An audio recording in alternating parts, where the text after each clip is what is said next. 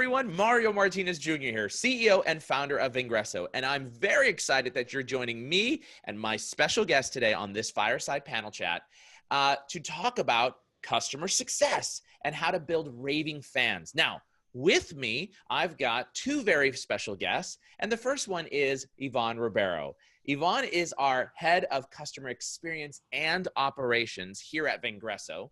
And I've also got Wendy Gertridge. And Wendy is our very first and our star customer success manager here at Vengreso. Ladies, say hello to everyone.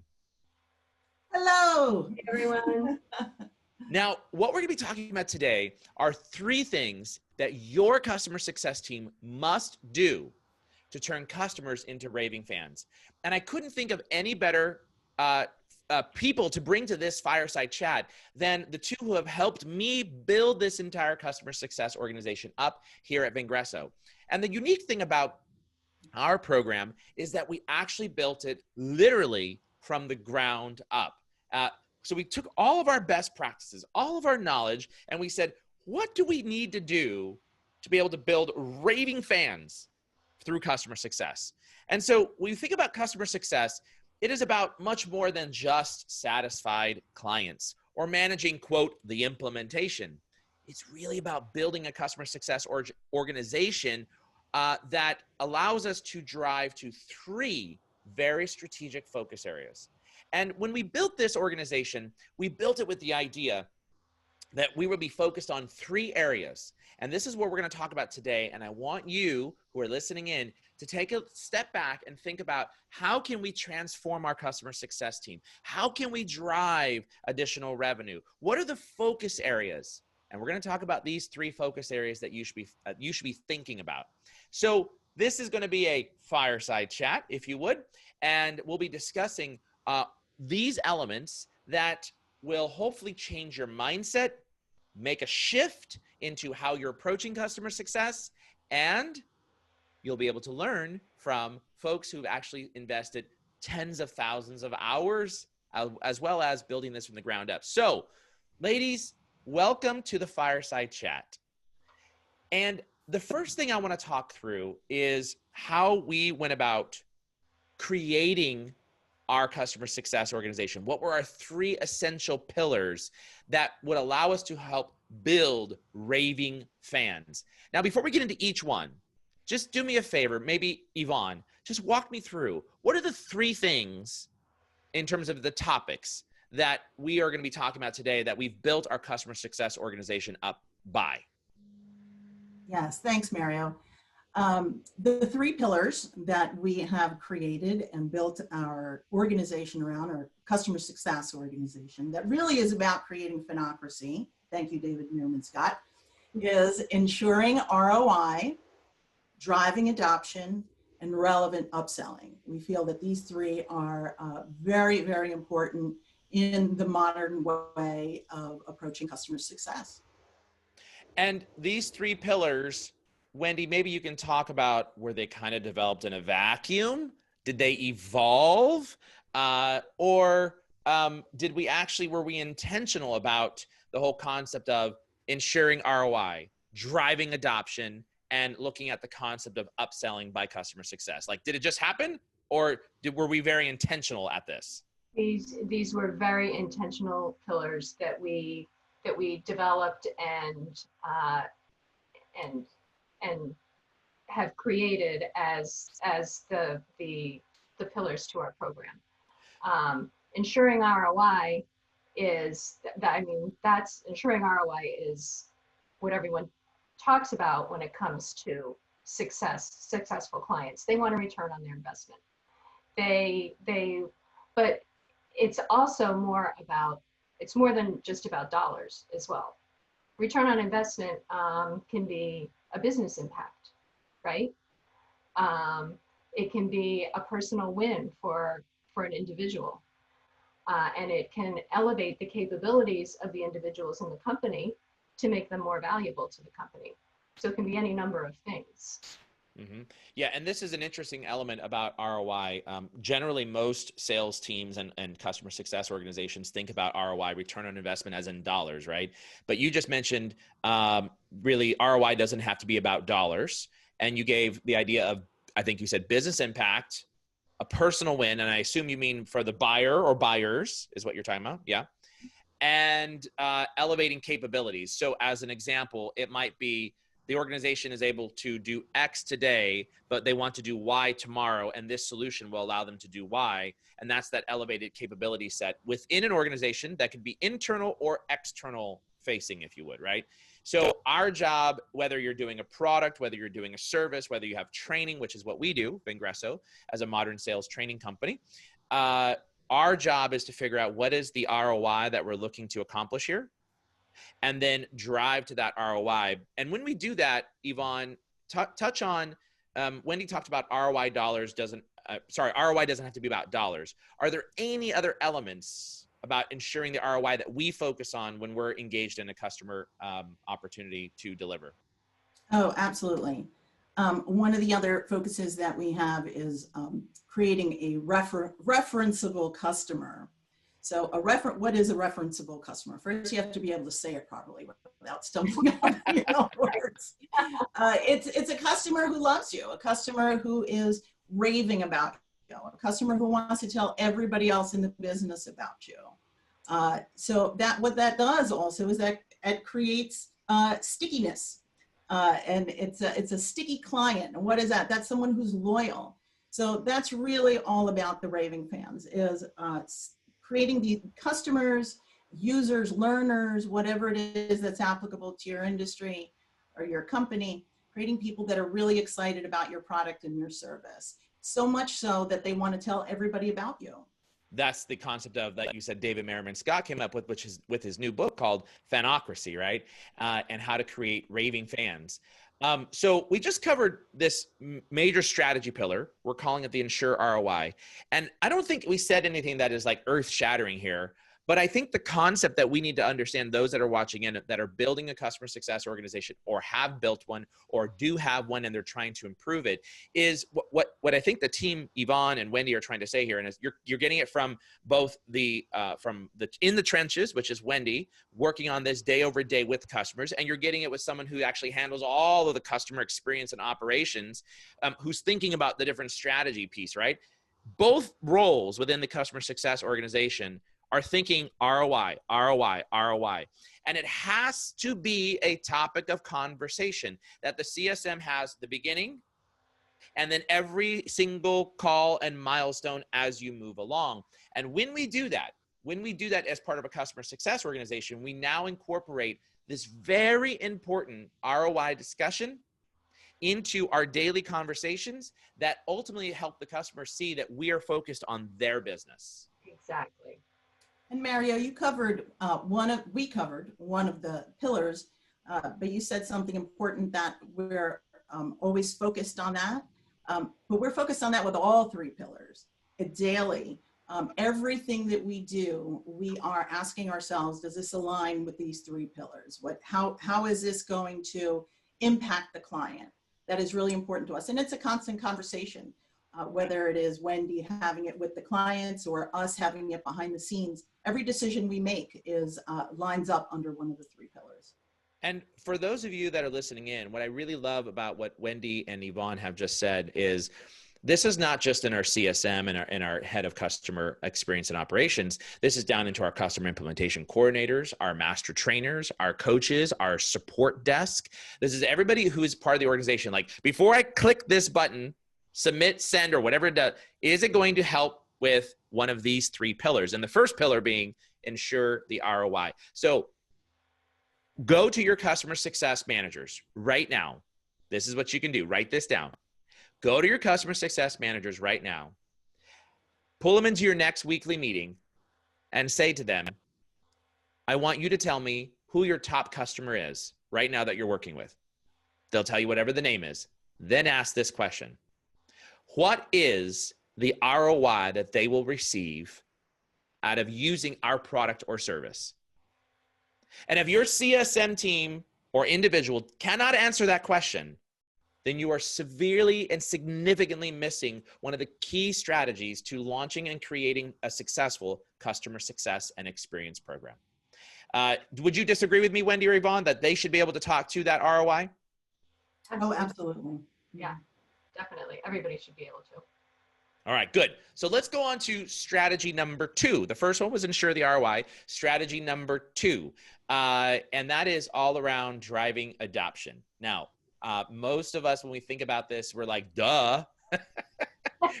Yes, duh. We should be talking about driving adoption, but I think we have done a really good job at this. So which one of you ladies wants to start first to talk about driving adoption and what we think about in this world of this key strategy or this key pillar? Yvonne, why don't you start on that one? All righty. Well, the first thing that comes to my mind is we want to reduce churn, and that's basically turnover, which is the opposite of adoption.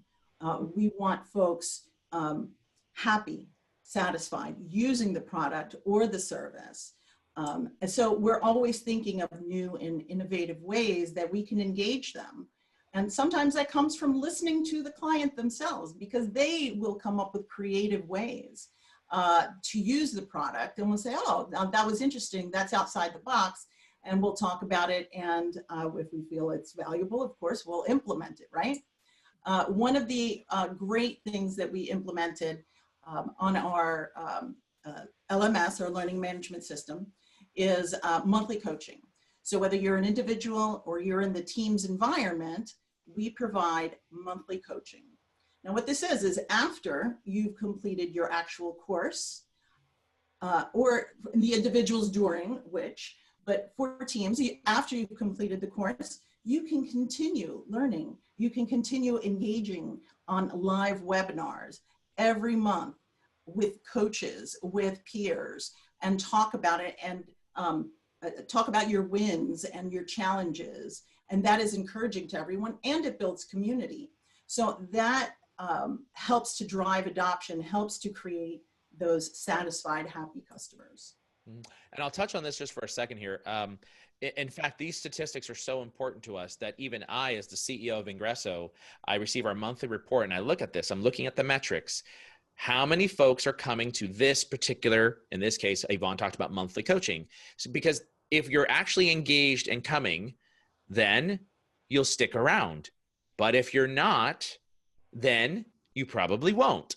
So this is a very key important metric in terms of what's important. It doesn't just stop at Wendy or Yvonne or anybody in between. It stops all the way up at my level. And so customer success leaders listening in right now to this particular topic, if you're not thinking about this element and your CEO is not, you need to get your senior leadership engaged to find out what's that 1, 2, or 3 metrics that will help to reduce churn if customers do this, and then start developing strategies around that. Wendy, you want to take another example about driving adoption and some of the things that we're trying to focus on with this strategy or this plank?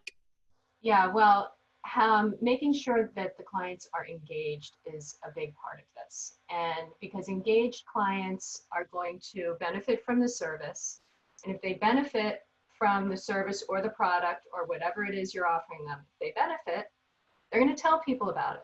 They're going to see the value. And one of the, as Mario was saying, when we review our surveys after post-training, what we have found, we always strive for at least 90% or better,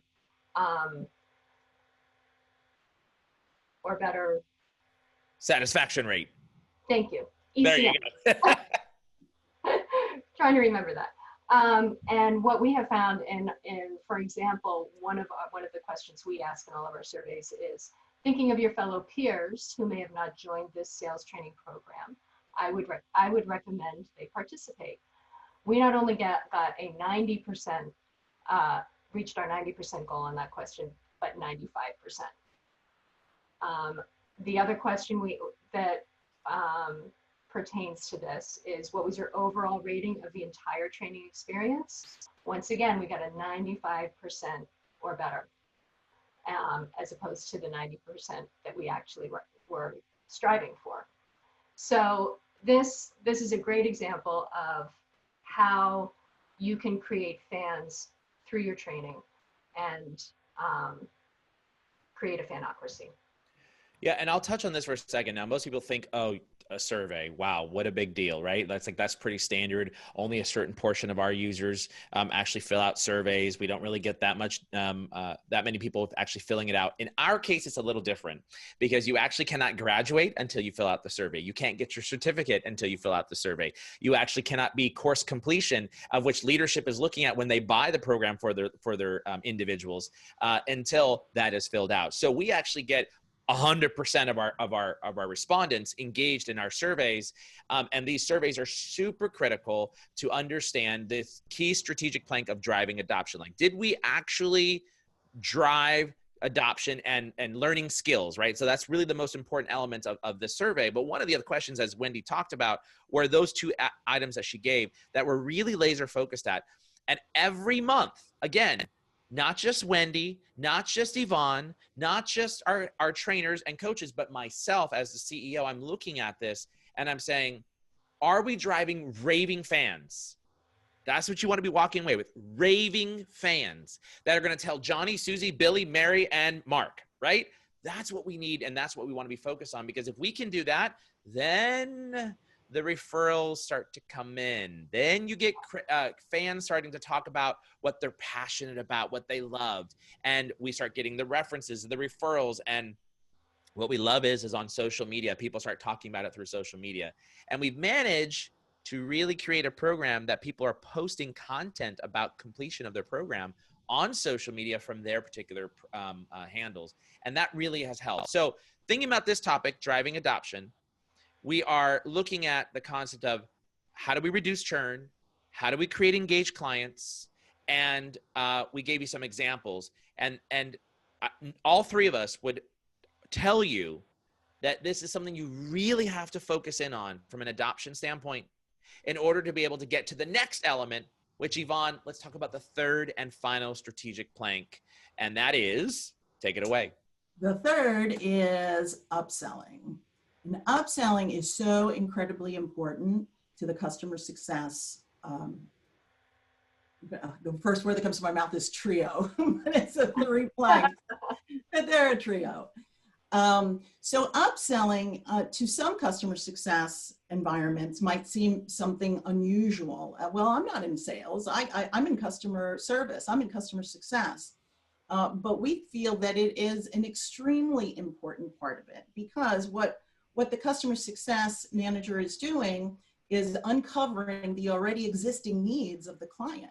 It's a conversation. So in order to do that, what we do is we make sure that our CSMs and everyone that's involved with the customer, that they go through the sales and product training process.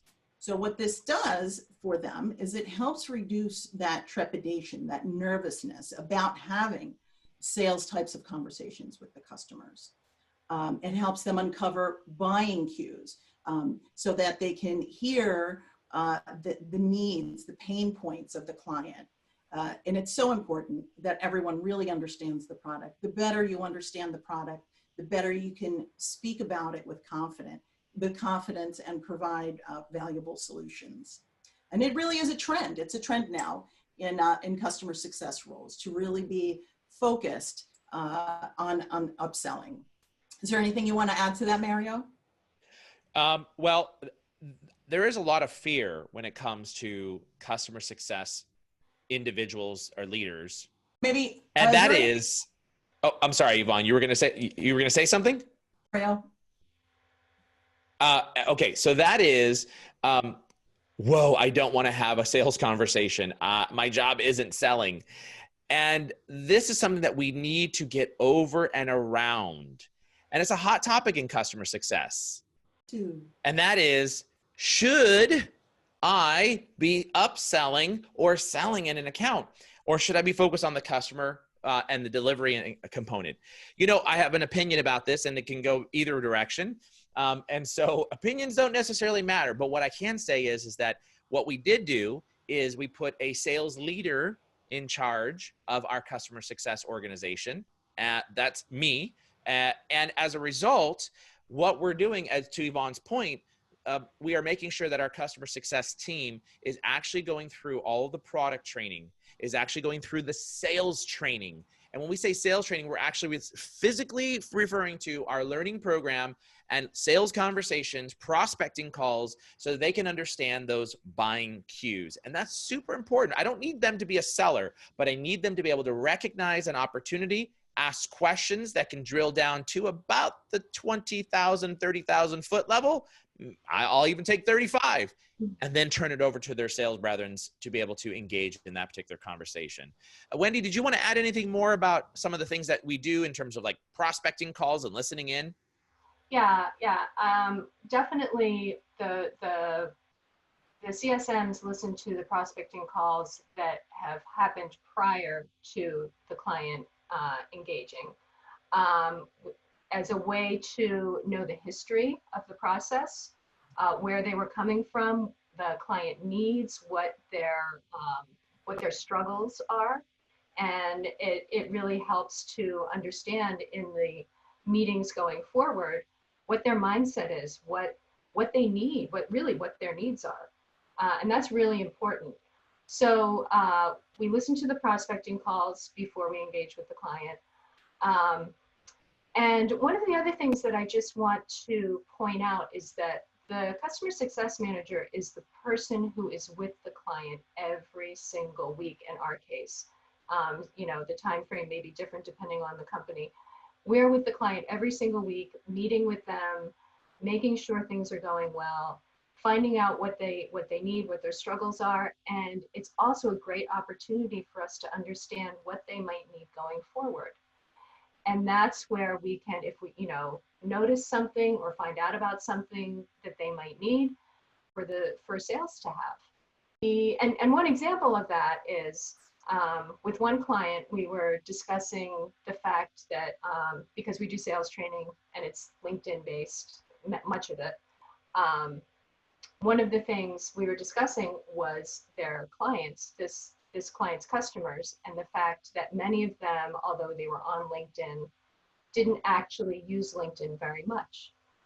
And so what we realized was there was an opportunity for them to use selling with video, to put videos into their emails and their in-mails to these clients to create better engagement and, make them more successful. Yeah, that's a great example of really understanding the needs of the customers and also applying a different solution. Even though something X may have been sold, Y really needed to be sold into a particular client. And that's that opportunity where you don't just want to make it work. You want to make it work for the client. And that's super important in this upselling strategy. And I think it's also very important that as we look at new folks, there is a trend, and I talked about this earlier, of who should be inside there. Should it be a top salesperson in a customer success role, or should it be a customer success person who's never been in sales but clearly understands how to do project management and how to move a customer along through the process?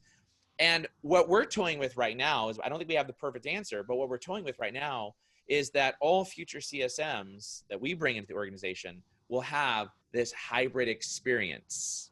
And this is very interesting because that potentially narrows down the type of individual that we're looking for, but it has this hybrid experience to allow that CSM to be able to not only do the project management, but also to be able to go through and find those opportunities for upselling.